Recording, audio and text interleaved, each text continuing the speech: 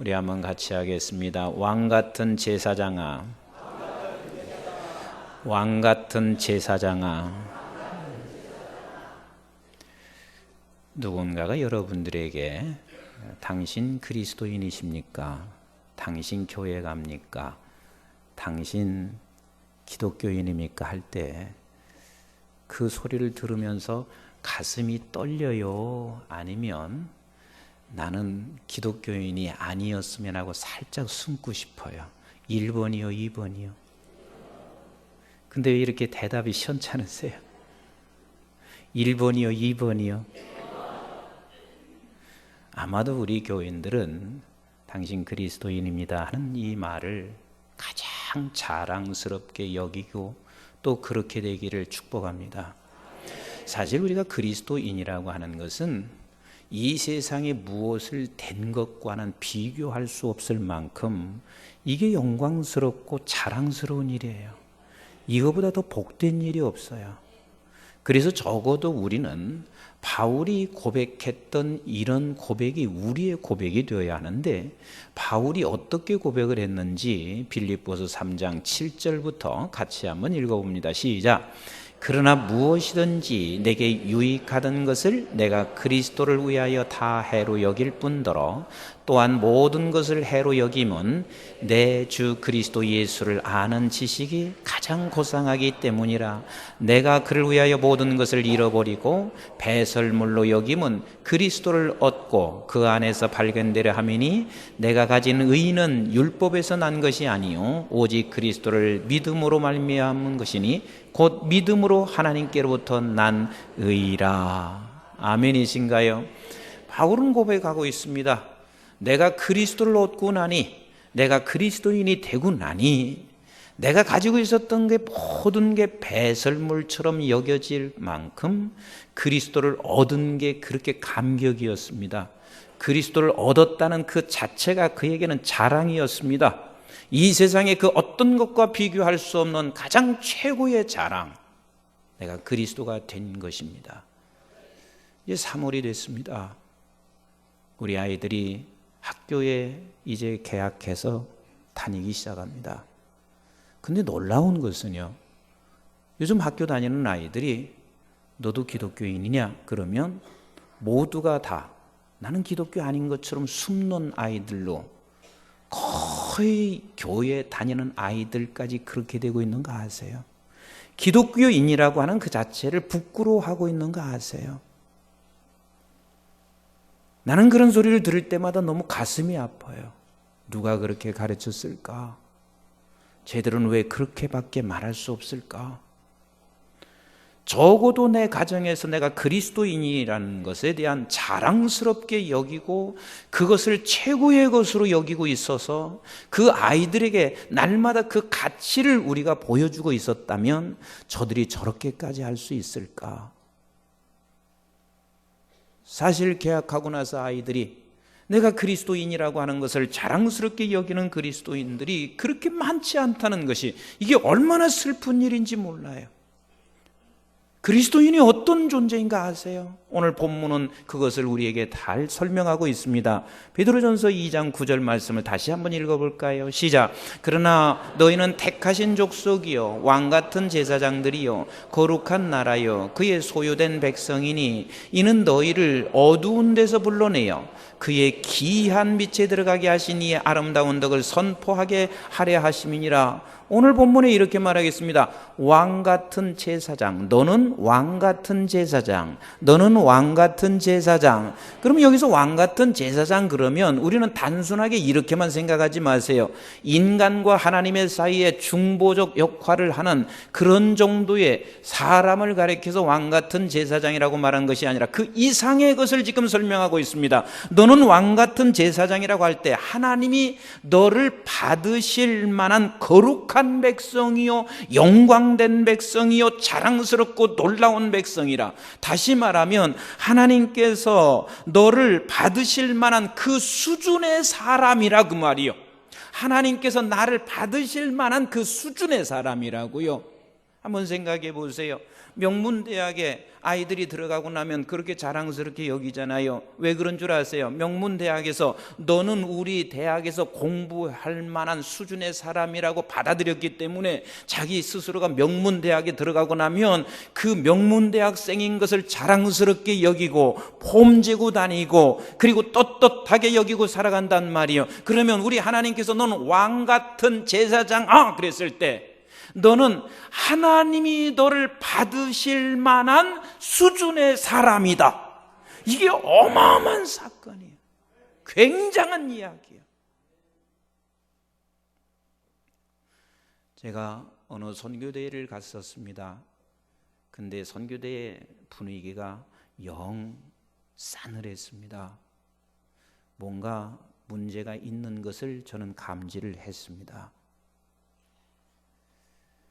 그래서 그것을 총책을 맡은 사람에게 물었습니다. 왜 이렇게 분위기가 싸늘한지 모르겠습니다. 그랬더니 그분이 목사님 별것 아니니까 신경 쓰지 마세요. 그래. 그런데 내가 다시 한번 물었습니다. 기도하려고 그래요. 그러니까 그분이 하는 이야기가 목사님 이 대회를 하기 전에 팜플렛을 3번을 찍었습니다. 그것도 한두 장이 아닙니다. 몇천 장을 3번을 찍었습니다. 그래서 왜 그럽니까? 그랬더니 내 이름이 어디에 끼어 있는 것 때문에 그거 가지고 야단법석이 났습니다.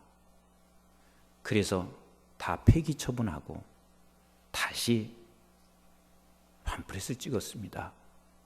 그런데 또 문제가 생겼습니다. 그래서 3번째 팜플렛을 찍은 겁니다. 그럼에도 불구하고 저렇게 싸늘합니다. 제가 그 이야기를 듣는 그 순간 충격은 되지 않아요. 왜? 모든 사람이 다 그럴 수 있고 나도 그러니까 충격되지는 않았습니다. 근데 제가 설교를 하면서 다른 말씀 증거하지 않았습니다.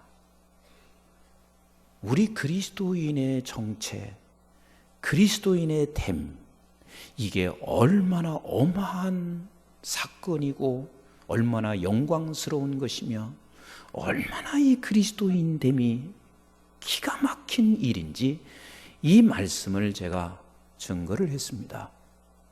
그리고 난 후에 목사님이 찾아오셨습니다. 목사님, 말씀의 위력과 힘을 저는 이번에 또다시 한번 느꼈습니다. 목사님들이 전부 다 그렇게 마음이 하나로 다시 모아졌습니다. 제가 말씀을 잘 전했다는 이야기를 하고 싶어서 그런 것이 아니라 적어도 목사님이기 때문에 금방 그 부분을 알으세요.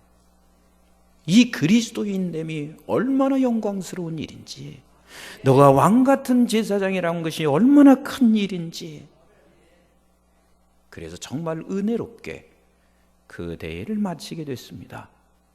여러분, 내가 그리스도인이라고 하는 것은 이것을 우리가 왕같은 제사장이라는 사실을 우리는 알게 되면 분명코 이 사실을 자랑스럽게 여길 수밖에 없고 우리는 어떤 상황에도 곤고해지지 않습니다.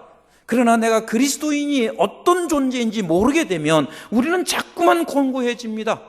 그래서 곤고한 나 자신은 작은 문제 앞에서도 그렇게 섭섭할 수가 없습니다.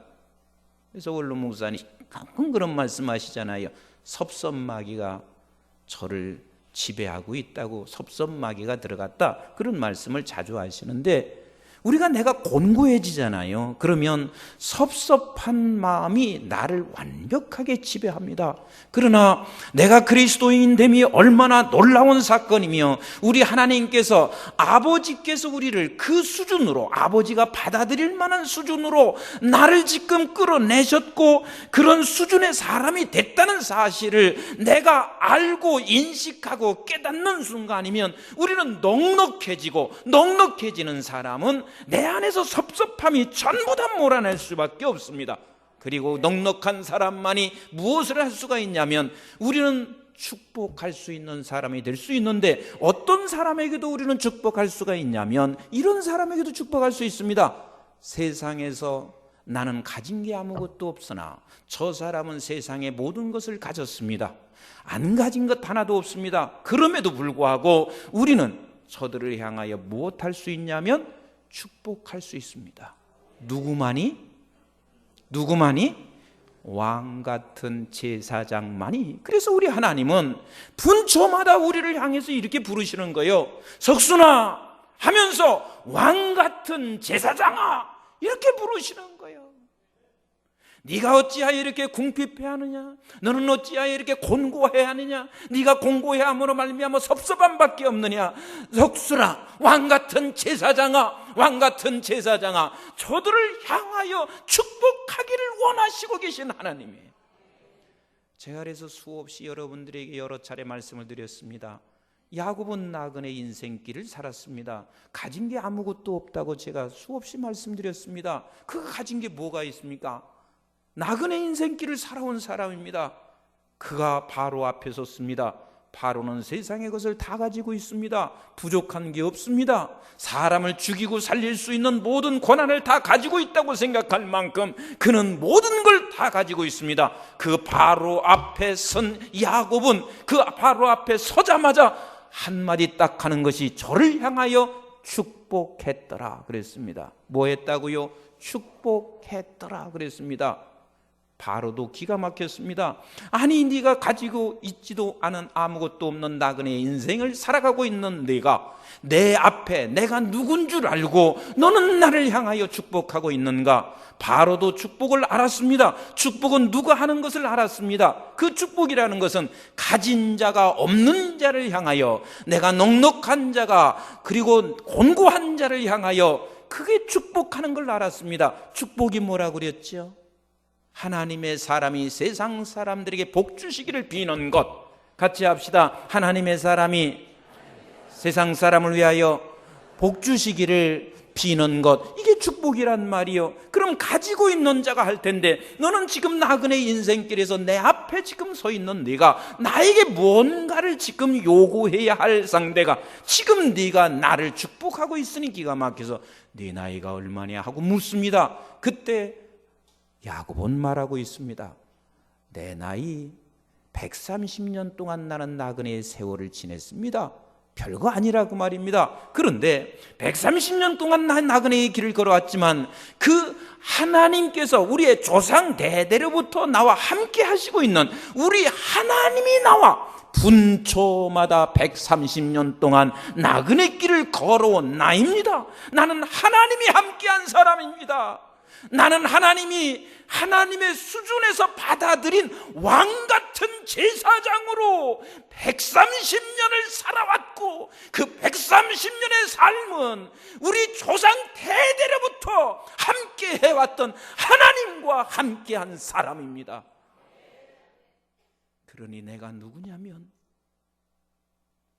당신 눈에 보일 때는 아무것도 같지 않은 자 같지만 나는 하나님과 함께하고 있는 사람이니, 그래서 그에게 축복하고 바로에게서 나왔더라. 얼마나 멋있습니까? 이게 바로 왕 같은 제사장이고, 우리가 궁핍하며 내가 가난하고 곤비한 것, 그것을 느낄 때마다 우리 하나님께서는 항상 우리를 향하여 왕 같은 제사장아 이렇게 부르시고 있습니다. 우리 한번 같이 하실까요? 왕 같은 제사장아, 왕 같은 제사장아. 아니, 나는 내가 하면서도 이렇게 가슴이 막 떨려요. 나 같은 사람을 하나님의 수준으로 받아들이고 있는데, 여러분 하나님이 어떤 분인 줄 아세요?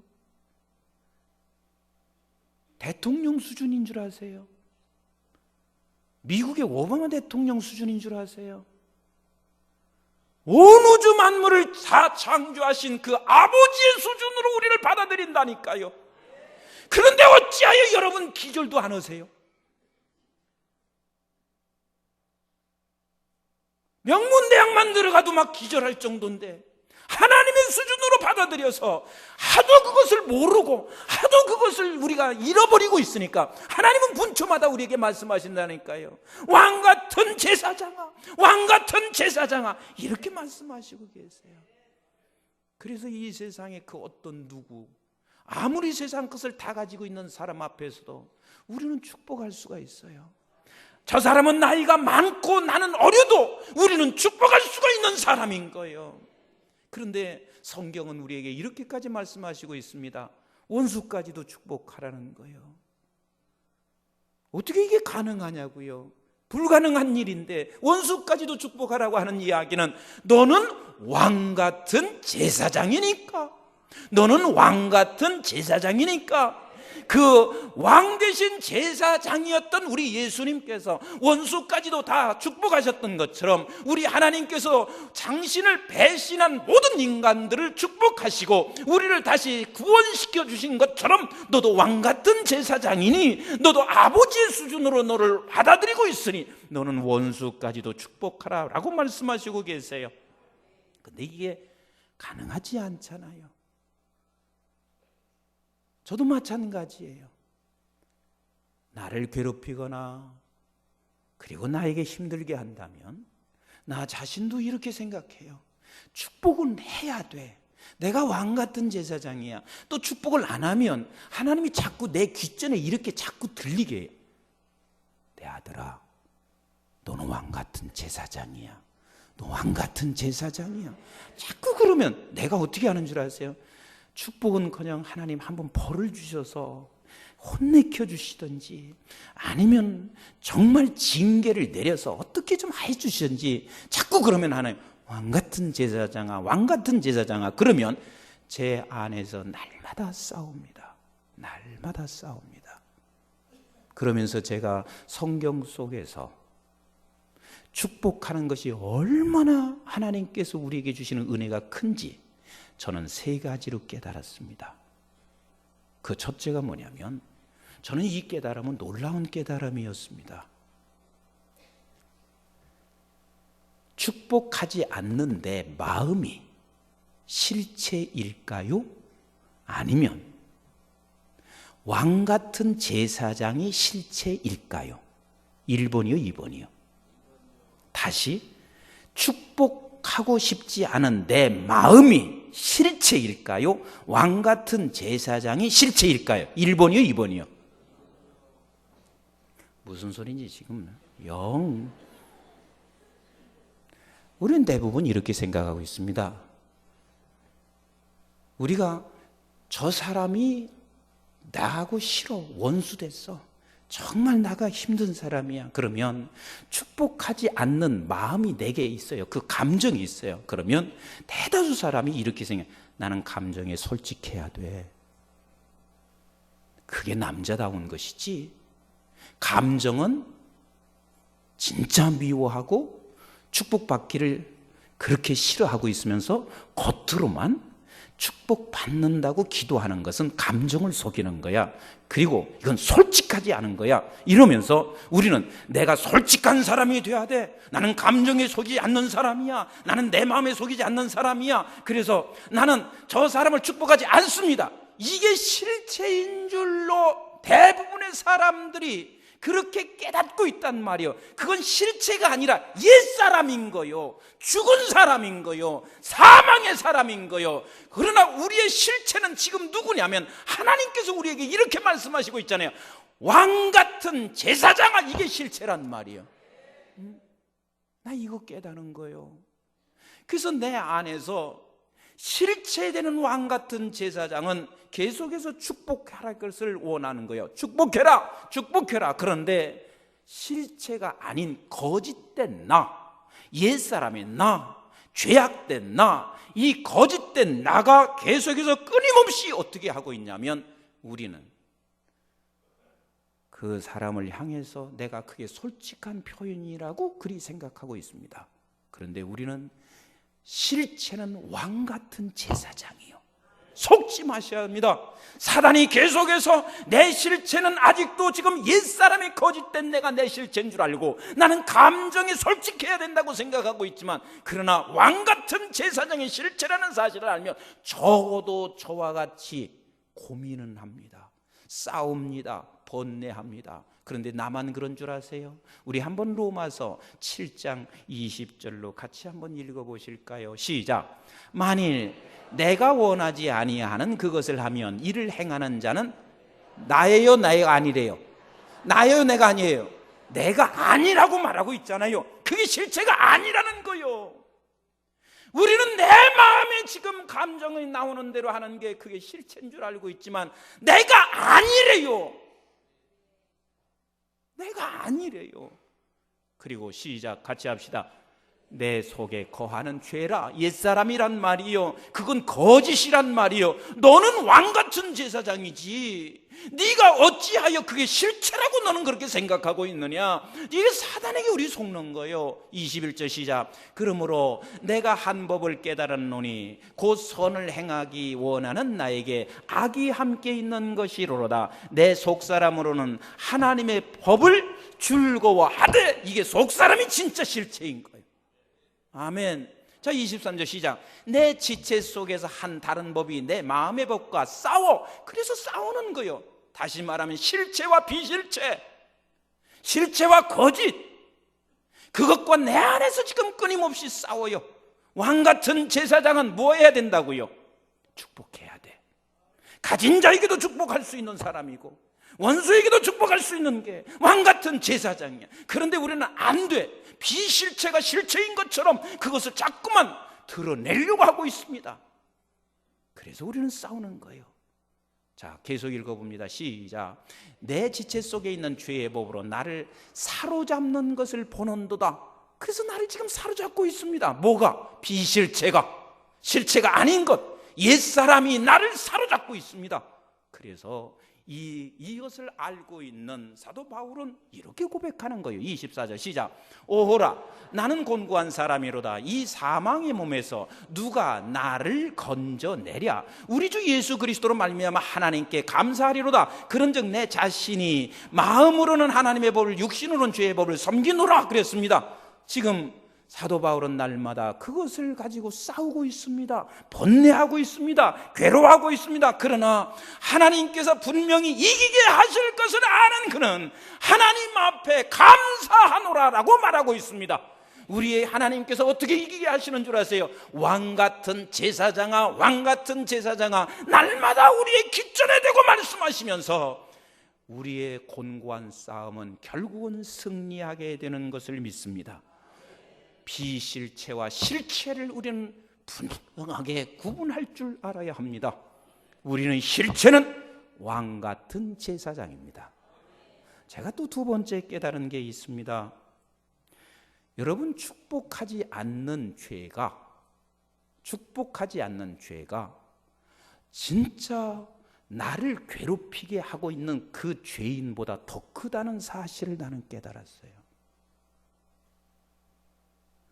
여러분, 이거 아세요? 저 사람은 아주 악동 같은 사람이야. 정말 사람을 늘 괴롭히고 있는 사람이야. 그럼 그 죄가 얼마나 크냐고요. 그런데 내가 그 사람을 향하여 축복하지 않는 죄는 더 크다는 사실을 제가 깨달았단 말이에요. 우리 한번 마태복음 3장 7절부터 한번 같이 보도록 하겠습니다. 마태복음 3장 7절부터 시작. 요한이 많은 바리새인들과 사두개인들이 세례 베푸는 대로 오는 것을 보고 이르되, 독사의 자식들아, 누가 너희를 가르쳐 임박한 진노를 피하라 하더냐. 그러므로 회개에 합당한 열매를 맺고 속으로 아브라함이 우리 조상이라고 생각하지 말라. 내가 너희에게 이르노니 하나님이 능히 이 돌들로도 아브라함의 자손이 되게 하시리라. 이미 도끼가 나무 뿌리에 놓였으니 좋은 열매를 맺지 아니하는 나무마다 찍혀 불에 던지리라 그랬습니다. 이게 무슨 소리예요? 바리새인과 서기관을 향해서 지금 말하고 있잖아요. 죄인이라고 말을 하면서 너희들이 떠들어대고 있고 축복하지 않는 저들을 향하여 예수님도 그렇게 말씀하셨고 지금 세례 요한도 동일하게 말씀하시고 있는 게 독사의 자식아 그랬어요. 독사의 자식아. 그러면서 오죽이 이렇게 말하겠어요. 아브라함의 자손, 그것 때문에 너희들은 지금 저 사람을 향하여 끊임없이 정죄만 하고 있지. 그런데 이 돌들로도 아브라함의 조선을 만들 수 있는 우리 아버지 하나님이셔. 그리고 네가 만약에 그 독사의 자식에서 회개하지 아니하면 도끼가 지금 내 발 앞에 있어. 내 앞에 지금 도끼가 놓여 있어. 결국은 아무런 열매를 맺을 수 없음을 성경은 우리에게 가르쳐주고 있습니다. 그러니 우리는 죄인보다도 더 무서운 죄인이 누구냐면 축복하지 않는 죄가 더 크다는 사실을 우리는 놓치지 말아셔야 돼요. 그게 독사의 자식인 거예요. 제가 성경 몇 군데 더 찾고 싶은데 지금 시간이 없어요. 세 번째, 내가 성경 속에서 축복하지 않는 게 얼마나 무서운 것인지 깨달았습니다. 세 번째는 우리가 축복하는 것이 실상은 하나님의 백성을 위한 일이에요. 하나님께서 우리를 통해서만 축복을 원하세요. 이게 아버지의 방법이세요. 하나님은 이 세상을 얼마든지 축복할 수 있는데도 불구하고 왕 같은 제사장을 통해서 축복하기를 원하시는데, 그 이유가 뭐냐면 나는 너에게 먼저 이 복이 임하기를 원하는 거예요. 실상은 하나님의 백성, 왕 같은 제사장을 위해서 너를 통해서 축복하고 싶은 거예요. 잘 들으세요. 잘 들으시라고요. 내가 살 수 있고 민족이 살 수 있고 내 가정을 살려내기를 원하시면 왕같은 제사장의 소리를 날마다 들으시고 우리는 반드시 축복의 사람이 되셔야 합니다. 우리 한번 성경을 한번 찾아보세요. 마태복음 10장부터 한번 같이 10장에 12절부터 15절을 보세요. 시작. 또 그 집에 들어가면서 평안하기를 뭐라? 빌어라. 이게 뭐 한 거예요 지금? 축복한 거예요. 평안하기를 빌어라. 자, 13절 시작. 그 집이 이에 합당하면 너희 빈 평안이 거기 임할 것이요 만일 합당하지 아니하면 그 평안이 너에게 돌아올 것이니라 그랬어요. 그리고 나서 14절을 잘 보세요. 시작. 누구든지 너희를 영접하지도 아니하고 너희 말을 듣지도 아니하거든 그 집에나 성에서 너희 발에 먼지를 뭐해라? 먼지를 뭐해라? 떨어버리고 와라. 이렇게 하니까 이런 소리인 줄로 착각하고 있습니다. 너희 저 집에 가서 평안을 빌어라. 다시 말하면 축복해라. 근데 저 집이 이걸 받아들이지 않고 있어요. 그러면 너희들이 지금 이것도 안 받아들이냐? 그리고 발로 탁 차고 그냥 떨어버리고 그게 나오라는 그런 소리가 아니에요. 여기서 말하고 있는 것은 저에게 지금 평안을 빌었어요. 그건 오직 너에게 복이 될 수 있는 것은 우리 예수 그리스도밖에 없어.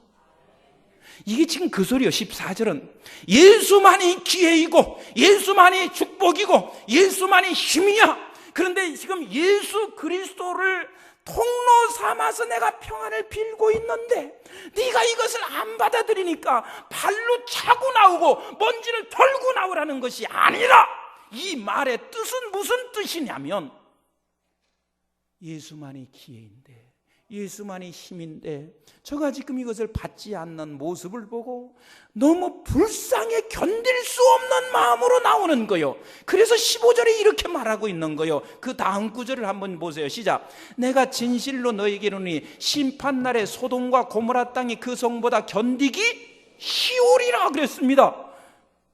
예수만이 구원이고 예수만이 기회이고 예수만이 축복이고 예수만이 힘인데 네가 그것을 안 받아들이고 있으면 너나 우리 모두가 소돔과 고모라 성이 되고 있으니 가슴을 찢으면서 나오는 거예요. 성경을 잘 보셔야 돼. 가슴을 찢으면서 나오는 거예요. 이 말을 좀 더 구체적으로 사도행전 13장 50절로 52절에 이렇게 쓰고 있습니다. 시작. 이에 유대인들이 경건한 귀부인들과 그 신의 유력자들을 선동하여 바울과 바나바를 뭐했어요? 박해하여 그 지역에서 뭐예요? 쫓아내니 두 사람이 그들을 향하여 발에 티끌을 떨어버리고 이고니온으로 각원을 그렸습니다. 지금 바울과 바나바가 거기에 가서 하나님께 복을 빌었어요. 축복을 했어요. 그랬더니 저들이 받아들이지 아니하고 그를 쫓아냈어요. 그랬더니 저들이 두 사람이 그들을 향하여 발에 뭐 했어요? 뒷글을 떨어버리고 차고 나온 것이 아니라 지금 저들이 나오면서 이군으로 가는데 어떤 마음이 생겼냐? 아버지, 예수만이 기회고 예수만이 축복이고 예수만이 힘인데 이걸 못 받아들이고 있는 저들, 불쌍해서 저들은 가슴을 찢으면서 이곳으로 갔습니다. 그랬더니 저들에게 무슨 은혜가 있었는지를 52절 시작. 제자들은 기쁨과 성령이 충만하더라. 결국은 우리가 축복할 때 하나님께서 내게 주시는 기쁨과 성령 충만함이 있습니다. 여러분들도 수없이 경험하셨을 것입니다. 부부간에 내가 정말 힘든데도 불구하고 저를 축복하거나 아니면 나 박해하는 사람을 축복하기 힘들어. 그런데 그때마다 하나님께서 왕같은 제사장아, 왕같은 제사장아, 귓전을 날마다 나를 때리고 있어요. 그래서 내가 정말 힘든 상황에도 축복을 했어요. 축복을 계속했어요. 어느 순간 내게 밀려오는 평화, 밀려오는 기쁨, 이 성령 충만함이 있습니다. 그래서 축복하라고 하는 것은 하나님께서 너를 위해서 축복하는 것이고 그리고 온 나라를 위해서 축복하는 것입니다. 여러분, 3월 1일 나는 여러분들을 그냥 교회로 불러 모으기 위해서 그런 것이 아닙니다.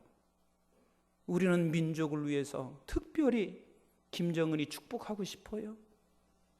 그 애송이가 세상에 그 할아버지 같은 사람이 그 앞에서 벌벌 떠는 그 모습을 쳐다보며 하나님이 좀 한 방 좀 때렸으면 좋지 않겠어요?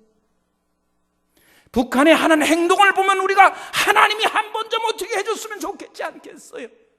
그런데 우리가 한번 축복하면 이게 또 우리 왕같은 제사장의 실체입니다. 그리고 우리가 한번 축복하면 하나님께서 우리에게 기쁨과 성령 충만함을 우리에게 허락해 주실 것을 나는 믿기 때문에 3월 1일 날 여러분 다른 데 가지 마시고 이 축복의 자리, 하나님 앞에 저들을 향하여 온 열방과 이 민족과 북한을 향하여 축복하는 이 기도의 자리에 오실 때 여기에 성령이 충만할 것이며 여기에 기쁨이 있을 것이며 여러분들이 기쁨을 얻고 돌아가게 될 것입니다. 그래서 이번 3.1절은 과거에는 우리가 태극기를 들고 그 깃발을 들었지만 이번 3.1절은 축복의 깃발을 들자고요. 축복의 깃발을 들고 하나님 앞에 우리가 이 깃발을 들고 나올 때 우리 하나님이 먼저 여러분들에게 기쁨을 주실 것이며 그리고 여러분들에게 평안을 주실 것이며 그리고 여러분들에게 성령 충만하게 하실 것이고 하나님은 그 기도를 들으시고 하나님의 놀라운 역사를 이루어 가실 것입니다. 기도하겠습니다.